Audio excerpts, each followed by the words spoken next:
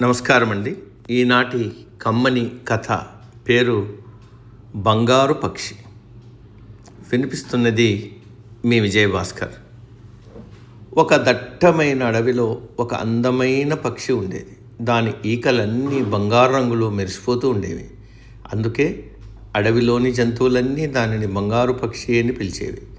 ఆ పక్షికి ఒక అద్భుతమైన వరం ఉంది.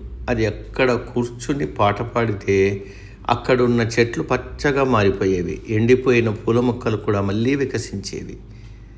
ఆ పక్షి పాట వినడానికి అడవిలోని జంతువులన్నీ రోజువారీ పనులు పక్కన పెట్టి మరీ వచ్చేవి. అందరిలాగే ఒకరోజు ఆ దేశపు రాజు కూడా వేటకొచ్చి ఆ పక్షి పాటను విన్నాడు. ఆ మధురమైన గానానికి, దాని బంగారు రూపానికి రాజు ముగ్ధుడైపోయాడు. ఇంతటి అద్భుతమైన పక్షి అడవిలో ఉండకూడదు, నా రాజభవనంలో ఉండాలి అని భావించి రాజు తన భటులతో ఆ పక్షిని బంధించి తెప్పించాడు. రాజు ఆ పక్షి కోసం ఒక బంగారు పంజరాన్ని చేయించాడు. దానికి తినడానికి రుచికరమైన పండ్లు, నవరత్నాలతో అలంకరించిన గిన్నెలో మంచినీళ్లు పెట్టాడు. రాజు ప్రతిరోజు పక్షి దగ్గరకు వచ్చి నా కోసం ఒక మంచి పాట పాడు అని అడిగేవాడు. కానీ పంజరంలో బందీ అయినప్పటి నుంచి ఆ బంగారు పక్షి పాట పాడడం మానేసింది.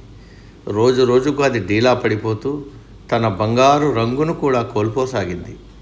రాజుకు ఏమీ అర్థం కాలేదు. ఇంత మంచి బంగారు పంజరం ఇచ్చాను, అడగక ముందే ఆహారం పెడుతున్నా, అయినా ఈ పక్షి ఎందుకు పాడడం లేదు, ఎందుకు ఇలా నీరు గారిపోతోంది అని చింతించసాగాడు.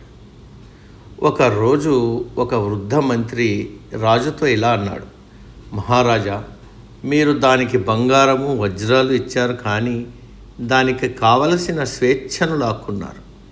బానిసత్వంలో ఏ ప్రాణి కూడా సంతోషంగా ఉండలేదు. దయచేసి దాన్ని వదిలేయండి. మంత్రి మాటల్లోని నిజాన్ని రాజు గ్రహించాడు. వెంటనే పంజరం తలుపులు తెరిచాడు.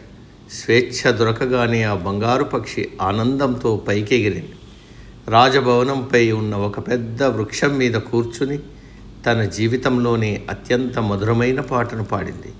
ఆ పాట వినగానే రాజు మనస్సు కూడా తేలికపడింది. ఈ కథలోని నీతి మనం ఏం అర్థం చేసుకోవాలి? స్వేచ్ఛను మించిన సంపద లేదు.